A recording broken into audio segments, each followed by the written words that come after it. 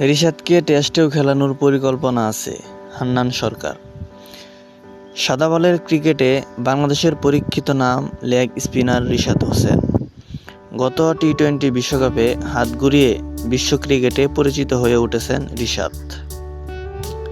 এর ফলে তার সামনে দরজা খুলে যায় ফ্র্যাঞ্চাইজি ক্রিকেট খেলার সুযোগ।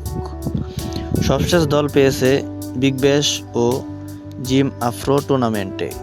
তবে শুধু সাদা বল নয়, লাল বলের টেস্ট ক্রিকেটেও রিশাদকে খেলানোর পরিকল্পনার কথা জানালেন জাতীয় দলের নির্বাচক হান্নান সরকার।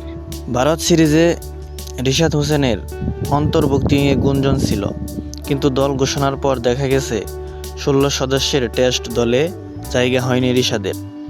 তবে টেস্ট ক্রিকেটে রিশাদ হোসেনকে খেলানোর পরিকল্পনা রয়েছে বাংলাদেশের, কিন্তু তা এখনই নয়।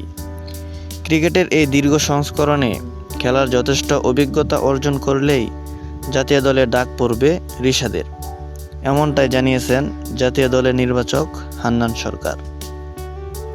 Mahmudul Hasan Riyad, sports on field.